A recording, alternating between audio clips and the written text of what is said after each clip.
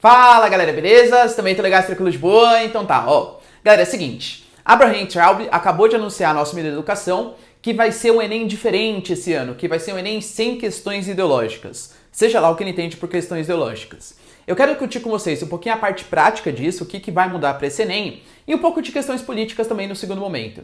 Se você quer saber, galera, sobre isso, sobre o Enem, e muito mais sobre geografia, geopolítica, atualidades, notícias, enfim, tudo para se manter sempre bem atualizado, então já se inscreve no canal, deixa seu like e compartilha esse vídeo, que eu conto muito com a ajuda de vocês, belezinha? Tamo junto? Posso contar? Então tá. Galera, é o seguinte, ó, deixa o like, hein? Deixa o like. O que acontece, ó? Ele falou, né, Abraham Traub, que não terão questões ideológicas. Na prática, o que muda para você, aluno? De verdade, muito pouco, pelo menos nesse primeiro momento. Por quê? A gente não pode entender, professor, mas antigamente tinham questões mais contextualizadas, tal, e agora vão ser questões mais diretas. Isso pode ser para os próximos Enems, mas nesse primeiro momento não. Por quê? Porque o Enem, todo ele é feito com base num banco de questões. Existe um banco gigantesco de questões que professores foram desenvolvendo ao longo do tempo, aquelas questões foram testadas para saber qual que é o grau de dificuldade, até porque tem o método TRI, né? A teoria de resposta ao item. Então não é que assim o governo jogou fora todas aquelas questões que custaram caríssimo, jogaram fora, e agora vão utilizar questões completamente novas que vão perguntar todos os afluentes do Rio Amazonas. Obviamente que não vai ser assim esse próximo Enem, tá? O que pode ser feito é, dentre as questões que já existiam, que em geral o Enem tem como característica uma forte interpretação de texto, gráficos, tabelas, mapas, uma intertextualidade bastante interessante, bem provavelmente o governo vai selecionar as questões que apresentarem temas menos polêmicos, que não falarem, por exemplo, de questões relacionadas ao período militar, à questão indígena, ao direito das mulheres, à questão dos transgêneros e por aí vai, tá bom? Mas não é que assim vai mudar muito a característica do Enem, porque as questões elas já estão prontas, eles só vão selecionar aquelas que não tiverem nenhum tipo de, digamos assim, ideologia, entre aspas, por trás. Ou pelo menos o que o governo entende por ideologia. Na questão da prova de redação, é bem provável também que eles fujam das questões políticas, obviamente. Então pode ser um tema mais relacionado, por exemplo, que nem a gente pega a inclusão de surdos na educação brasileira, a inclusão, por exemplo, a alfabetização de idosos, etc.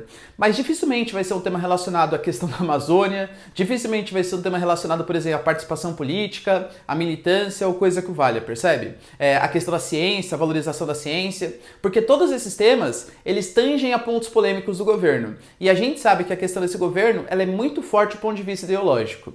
Pegando agora um pouco, saindo um pouco da prática, então, não vai mudar quase nada para vocês, essa é a grande verdade. Na parte de geografia, por exemplo, há uma tendência de cair mais geografia física, essa é um fato. Na parte de história, fugir um pouco de temas mais polêmicos, como o período militar, como o período, por exemplo, pós a democratização do Brasil, mas as questões mais clássicas aí devem continuar aparecendo, com textos bem feitos, interpretações e por aí vai. Agora, galera, na parte ideológica dessa proposta, o que eu queria falar? Um ministro da Educação, o Abraham Traub, que fala que não vai ter uma questão ideológica, já mostra completo desconhecimento do que é uma questão, do que é a ciência, do que é a produção de conhecimento.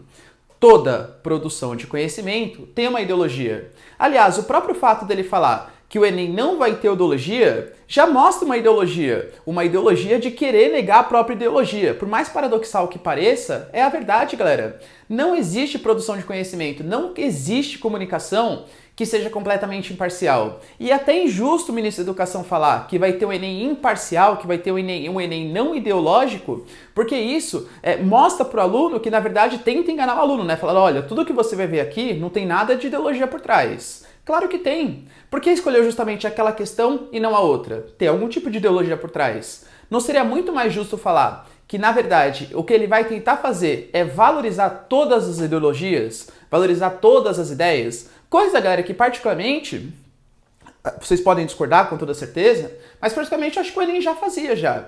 Professor, mas caiu a questão, por exemplo, do pajubá, do dialeto, por exemplo, da comunidade LGBTQ+, enfim. Beleza. Daquela questão, se você soubesse o que é um dialeto, seja ele, galera, da comunidade transgênera, LGBTQ+, enfim, qualquer comunidade que seja, você já acertava a questão. Se você fosse, galera, da comunidade, você LGBTQ+, Você não ia sair na frente da questão por saber o dialeto ou coisa que o valha. Era só capacidade de interpretação de texto. E eu desafio vocês a tentar me mostrar uma questão que, se você fosse de esquerda, se você fosse indígena, se você fosse transgênero, se você fosse, sei lá, galera, qualquer coisa, você tivesse algum tipo de vantagem. O Enem não era feito dessa maneira. Aliás, o Enem, galera, é uma prova muito bem feita. Ele exige aí uma altíssima interpretação de texto, né? Isso é uma coisa que é carente na educação básica. Então a minha crítica ao Enem é que ele fugiu um pouco da realidade do ensino médio, porque aquela prova não era para o ensino médio que é ensinado na realidade brasileira,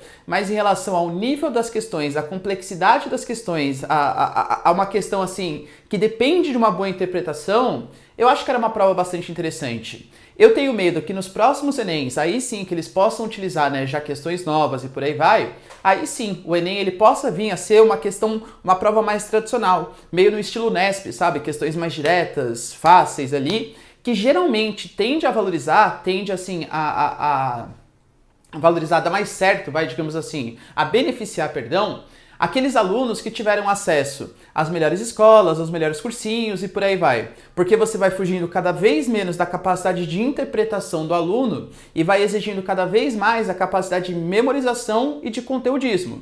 Isso favorece muito mais o cara que teve acesso às melhores escolas, etc., do que o cara que tem uma boa capacidade de interpretação e de lógica, por exemplo. Tudo bem, galera? Então, só para amenizar vocês, né, para acalmar um pouco vocês, o Enem desse ano não vai ser muito diferente, mas também, claro, não esperem questões que valorizem minorias, como é típico do Enem. O Enem ele também tem um papel, tinha, né, pelo menos, um papel social super importante de trazer discussões à tona para a sociedade. Isso não vai acontecer com esse Enem, mas a respeito de dificuldade, fiquem tranquilos, galera, vai continuar praticamente a mesma coisa. Belezinha? Então tá, galera, então se vocês curtiram o vídeo, ó, já deixa o like, se inscreve no canal e deixa nos comentários, né, querer saber a sua opinião, o que você pensa sobre esse novo modelo de governo, belezinha? Beijos, abraços e tchau!